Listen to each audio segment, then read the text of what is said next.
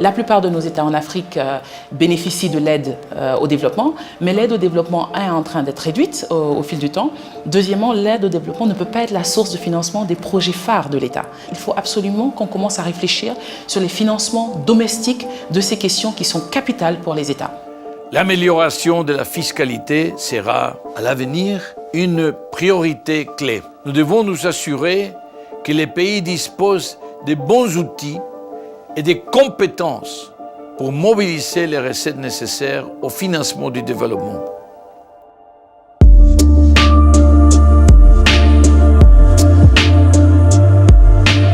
Le Sénégal a mis sous l'égide du président Macky Sall un plan, dénommé Plan Sénégal émergent. Maintenant, le Sénégal étant un pays où la population jeune est majoritaire, effectivement, aujourd'hui, les défis que nous avons sont les défis de tout pays en voie de développement, c'est-à-dire d'avoir une croissance forte, inclusive, qui permet de générer le maximum d'emplois, de revenus pour nos concitoyens. En 6 ans, le budget du Sénégal a presque doublé et donc naturellement, les recettes ont également augmenté. Le Sénégal est en train d'aller vers une amélioration des ressources internes. C'est vrai que le Sénégal n'en est pas encore là, mais on est sur la voie.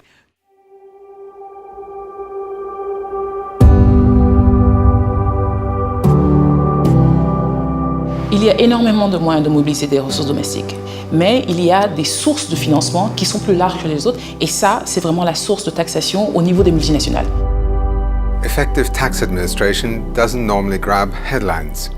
Yet tax avoidance is a major issue in developing countries, costing hundreds of billions of dollars each year in lost tax revenue. Et lutter contre la fraude fiscale ou contre une optimisation trop agressive de la part de ces multinationales, c'est faire quelque chose de bien pour la solidarité internationale. La France, comme d'autres pays, à travers l'OCDE bien sûr, doit travailler à aider ces pays à mieux lutter contre la fraude fiscale. Lancée en 2015 par l'Organisation de coopération et de développement économique et le Programme des Nations Unies pour le développement, l'initiative Inspecteurs des impôts sans frontières envoie des vérificateurs chevronnés dans les pays en développement. Ils travaillent main dans la main avec les agents locaux du fisc sur des contrôles complexes d'entreprises multinationales. L'objectif ? Accroître les recettes fiscales qui sont essentielles au financement des services publics. 13 programmes ont permis de collecter plus de 400 millions de dollars. Chaque dollar dépensé dans un programme a généré plus de 100 dollars de recettes fiscales additionnelles. Actuellement, 35 programmes sont en cours, dont certains sont menés en partenariat avec des organisations fiscales régionales, comme le Forum sur l'administration fiscale africaine ou le Centre interaméricain des administrations fiscales. 25 programmes sont sur le point d'être lancés. D'ici 2020, 100 programmes sont prévus. By training auditors to detect and tackle tax avoidance by multinational corporations, this program has recouped millions of dollars in additional tax revenue and millions more through the voluntary compliance of companies.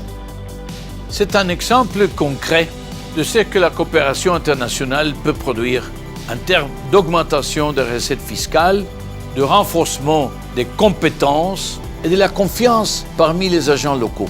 Cela permet aussi d'envoyer un message fort au monde d'affaires.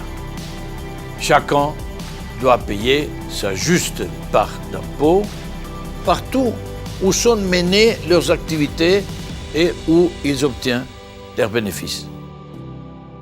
Pour ce qui concerne la collecte des impôts, le Sénégal a connu des bons assez conséquents depuis la grande réforme de 2012.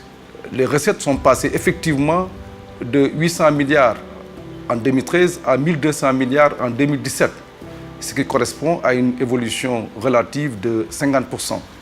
Les multinationales constituent un maillon très important du moins dans le dispositif fiscal. Nous avons constaté un ensemble de stratégies mises en place par les entreprises pour se soustraire au maximum au paiement de l'impôt.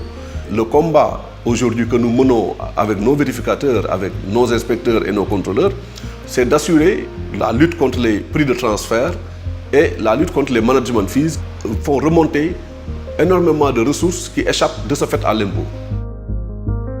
Vous savez, avec Inspecteur des impôts sans frontières, nous recevons des experts internationaux qui nous permettent, depuis la programmation, de faire les bons choix sur les dossiers et leur expertise nous permet de mieux encadrer notre contrôle. La mission, c'est de partager avec les collègues sénégalais ici mon vécu, mon expérience personnelle et les pratiques professionnelles. On découvre des choses ensemble, notamment des schémas d'optimisation fiscale très agressifs, qui sont des pratiques dommageables pour, on va dire, l'État sénégalais. Tous les pays, en effet, sont confrontés à ces mêmes défis. Simplement, il y a des techniques, pratiques qui peuvent être partagées. Je dois dire qu'avec la découverte du pétrole, le Sénégal se retrouve dans une contexture nouvelle, puisqu'il nous faut un nouveau type d'inspecteur des impôts capable de prendre en charge la fiscalité de ce pétrole et la fiscalité des multinationales. Qui peut imaginer qu'un État puisse durablement s'inscrire sur la voie du développement s'il n'est pas en mesure de mobiliser des ressources intérieures, s'il n'est pas en capacité de mettre en place des contrôles, des vérifications fiscales, notamment vis-à-vis des entreprises multinationales. Le programme Inspecteur des impôts sans frontières nous apporte une touche nouvelle dans la fiscalisation des opérations internationales. En tout cas, nous avons bon espoir que les dossiers actuellement en cours vont avoir des retombées financières immédiates, mais surtout pour le futur, à amener les contribuables à changer de comportement. Et c'est là le plus grand défi.